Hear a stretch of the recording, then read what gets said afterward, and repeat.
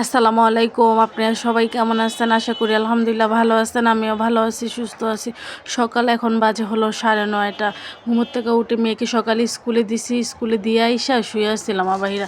এখানে ওই ঘুমোর থেকে 9:30 বাজে উঠা দেখি এত মেলা, এত মানুষ। 9:30 বাজে এত মানুষ, আপনাদের জুম করে দেখাচ্ছিলাম।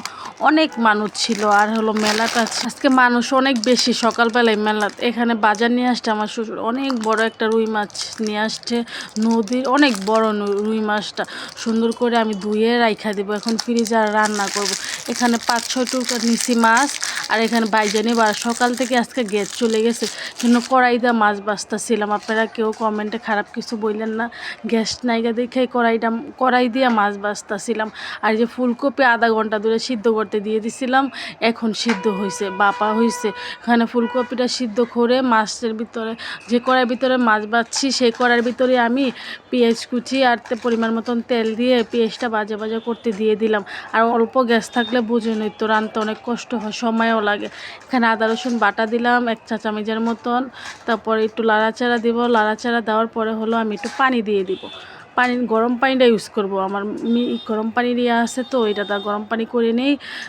মিশিং আছে, এখানে হলো গরম পানি দিয়ে দিলাম। গরম পানি দেওয়ার পর এক এক করে সব মশলা আমি এখানে অ্যাড করে দিব।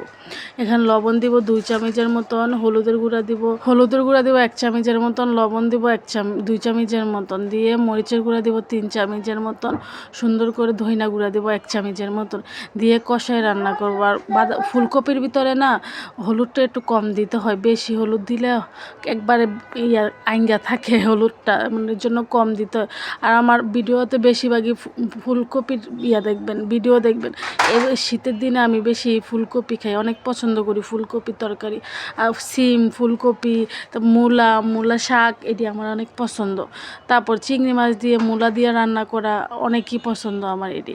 এখানে হলো আমি ফুলকপিটা সিদ্ধ করে রাখছিলাম, এটা দিয়ে দিতেছিলাম, দিয়ে লাড়াচাড়া দিচ্ছিলাম। দেওয়ার পরে হলো এটা কষাবো, অনেকক্ষণ লাগায় কষানোর পরে হলো আমি পানি দিয়ে দিব।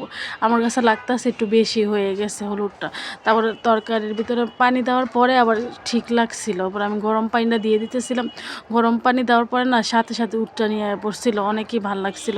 তো তাড়াতাড়ি রান্নাটা করে ফেলবো। আমার শাশুড়ি আজকে বাসায় নাই গে, ছেলে আর আমি বাসায়, মেয়েকে স্কুলে আনতে যাইতে হবে। এখন যে মাছটা আমি ভাইজা রাখছিলাম, সেই মাছটা আমি এখন দিয়ে দিতেছিলাম। ভাইজা মাছটা এখানে দিয়ে দিতেছিলাম। ভাজা মাছ তো এমনি তো কাঁচা মাছ দিয়ে রান্না করা যায় না, ফুলকপি দিয়ে রান্না করা যায়, গুঁড়া মাছ দিয়ে।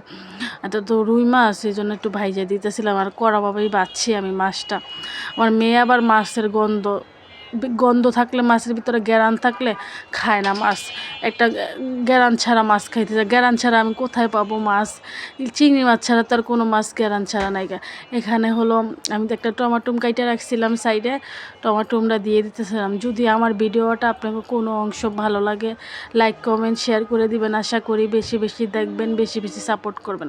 আপনাদের সাপোর্ট অনেক দরকার আমার জন্য। আপনারা এখন বেশি বেশি কেউ দেখেন না ভিডিও, আমার অনেক কষ্ট লাগে যে বেশি বেশি দেখবেন ভিডিওটা। এখানে হলো আমি টমাটোমটা কাইটা দিলাম, কাইটা দেওয়ার পরে হলো তরকারিটার ভিতরে দিয়ে দিলাম। ধইনা পাতা দিয়েই আমি তরকারিটা নামাই ফেলবো, হয়ে গেছে তরকারিটা। আর কালারটা অনেক সুন্দর হয়েছে। আজকে একটু বেশি বেশি করে ধইনা পাতা দিতেছিলাম।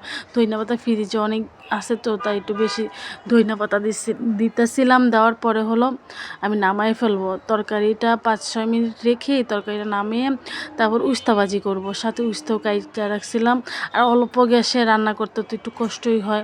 এখানে উস্তার ভিতরে আমি আবার এভাবে ভাজি করি উস্তাটা, কাঁচামরিচ আর পেঁয়াজ কুচি সাথে একবারে দিয়ে দিই, সাথে চিংড়ি মাছ দিলে তো অনেক ভালো লাগে। এটা ভাজি করা শেষে ডাল রান্না করতেছিলাম, ডালটা হবার সিদ্ধ হইতেছিল আর গ্যাস একবারে চলে গেছে। এখন আস্তে আস্তে ডিমে ডাল রান্না